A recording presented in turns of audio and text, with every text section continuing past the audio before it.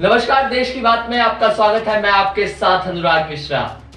कल काबुल एयरपोर्ट पर bomb blast हुआ जिसमें सैकड़ों लोगों की जान गई। लगभग 100 से ज्यादा लोगों ने अपनी जान गंवाई, वहीं 150 से ज्यादा लोग घायल भी हुए। आज के जो आईएसआईएस ने जो कल वहां पर धमाका किया, क्योंकि कल आईएसआईएस ने उसकी जिम्मेदारी भी ली है। आज के देश की बात के शो में हम आपको बताएंगे कि आखिर आईएसआईएस है क्या, क्योंकि पूरी दुनिया में इस वक्त आईएसआईएस बहुत चर्चा में है।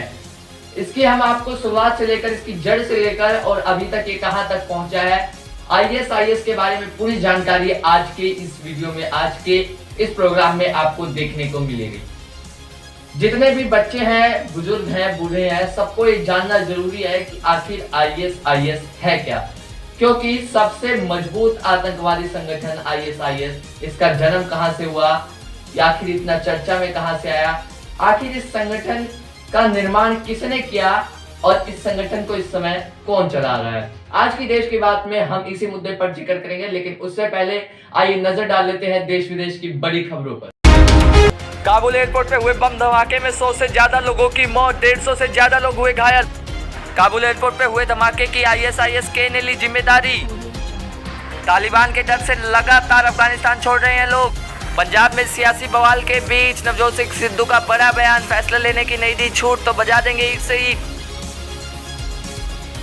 सन 2006 से आईएसआईएस की स्थापना का सिलसिला चालू हुआ था और उसी में तब इराक में छोटे छोटे संगठन भी सक्रिय हो गए थे और उन्हीं में से एक छोटा सा संगठन था बगदादी का।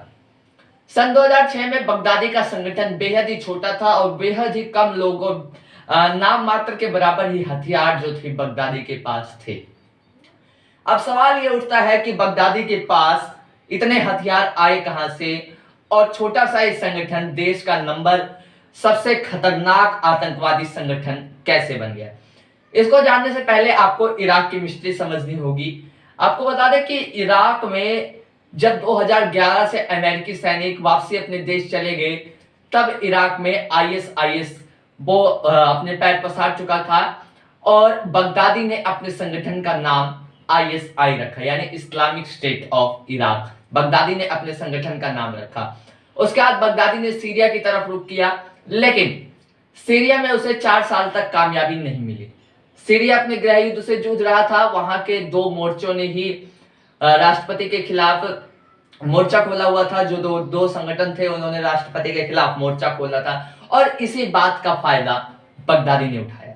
अब इस बात का फायदा बगदादी ने कैसे उठाया, इसको जानने के लिए, क्योंकि जब सीरिया गृह युद्ध से जूझ रहा था, तब बगदादी ने अपने जो आदमी थे, अपने जो लोगों को था, सीरिया की सेना में सेट कर दिया, यानी लोगों से तालमेल कर ली, जिसे आज के समय में हम जैसे कहते हैं कि भाई हाँ मेरी बातचीत हो गई है, अंडरस्टैंडिंग कर ली, यानी सेना के साथ उसकी अंडरस्टैंडिंग उसने कर ली और सेना में कुछ अपने लोग वहां पर डाल दिए। अब सवाल ये उठता है कि छोटा सा इस संगठन, ना इसके पास हथियार और ना इसके पास इतने लोग, तो आखिर इसके पास हथियार आए कहां से।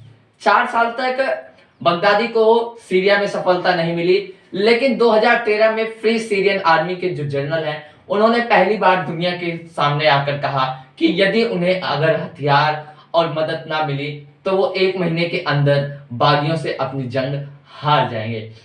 तब ब्रिटेन, अमेरिका समेत अन्य देशों ने सीरिया की मदद करी और उन्हें काफी मात्रा में हथियार और उनके लोगों को ट्रेनिंग देना चालू करी। ट्रेनिंग के दौरान बगदादी के कुछ लोग ही अमेरिका में जाकर बगदादी के कुछ लोग अमेरिकियों से ट्रेनिंग लेके आ जाते हैं और जो हथियार वहां से आता है वो सब हथियार अपने पास रख लेते हैं। और इस तरीके से बगदादी का ग्रुप अब बहुत ताकतवर हो चुका था और काफी लोग, क्योंकि काफी जो बगदादी के संगठन के लोग थे वो ट्रेनिंग ले चुके थे अमेरिका जैसे देशों से और हथियार उनके पास काफी मात्रा में आ चुका था। बगदादी का संगठन इस समय पूरी तरीके से मजबूत हो चुका था और काफी लोग उनके साथ खड़े हो चुके थे। अब बगदादी ने अपने संगठन का नाम आईएसआईएस रख दिया, यानी Islamic state of Iraq and Syria, इसका नाम रख दिया। बगदादी को जब अमेरिका ने पकड़ा, अमेरिका के पकड़ने के बाद बगदादी ने अपनी आत्महत्या कर दी, यानी खुद से अपनी जान दे दी। और बगदादी के जैसे ही बगदादी मरा, उसके बाद जो डोनाल्ड ट्रंप थे, क्योंकि बगदादी का मरना पूरे देश पूरे वर्ल्ड के लिए एक बहुत बड़ी उपलब्धि भी मानी जाती है, क्योंकि सबसे बड़े आतंकवादी संगठन का संचालक अगर मर जाता है तो आप खुद ही सोच सकते हैं कितनी बड़ी उपलब्धि होती है। जब वो मरा तो डोनाल्ड ट्रंप की पूरी तरफ वाहवाही हो गई, क्योंकि अमेरिका ने उसे पकड़ा था, उसके बाद उसने आत्महत्या कर ली। उसके बाद डोनाल्ड ट्रंप ने अपना बयान भी दिया। सुनिए डोनाल्ड ट्रंप ने क्या कहा। Killer, one who has caused so much hardship and death, has violently been eliminated.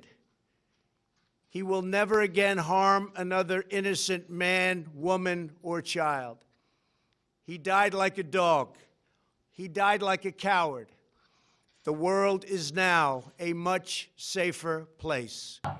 तो सुना आपने डोनाल्ड ट्रंप ने क्या कहा। डोनाल्ड ट्रंप ने कहा कि किस तरीके से बगदादी का मर गया है और इस तरीके पूरे देश को, पूरे वर्ल्ड को कहीं ना कहीं आतंकवादी संगठन से छुटकारा मिल जाएगा। अब सब लोग समझने लग गए थे कि आईएसआईएस कहीं ना कहीं कमजोर हो चुका है, लेकिन आईएसआईएस ने फिर से अपनी दस्तक दे दी है और काबुल एयरपोर्ट पे बम धमाका करके उसने याद दिलवा दिया है कि वो अभी खत्म नहीं हुआ है, वो अभी जिंदा है, वो अभी अस्तित्व में है।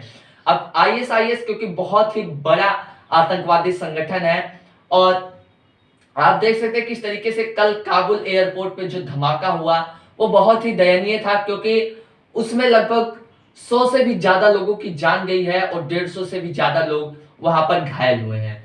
अमेरिका के जो राष्ट्रपति हैं इस समय के जो बाइडेन, उन्होंने पहले ही कह दिया था अगर किसी भी एक भी अमेरिकी नागरिक को खरोच भी आएगी तो उसका बदला लिया जाएगा। और कल ही अमेरिकी जो राष्ट्रपति हैं जो बाइडेन, उनका बयान ये भी सामने आया कि आईएसआईएस से इसका बदला लिया जाएगा, बदले के लिए तैयार रहे। अब सवाल ये उठता है कि जो 31 अगस्त की डेडलाइन जो तय करी है, क्या उसके बाद भी रेस्क्यू होता रहेगा? तमाम जो प्रश्न है वो रहेंगे। अब देखने वाली बात रहेगी कि आखिर राष्ट्रपति जो वहां के राष्ट्रपति हैं अमेरिका के जो बाइडेन, उनका क्या बयान आता है।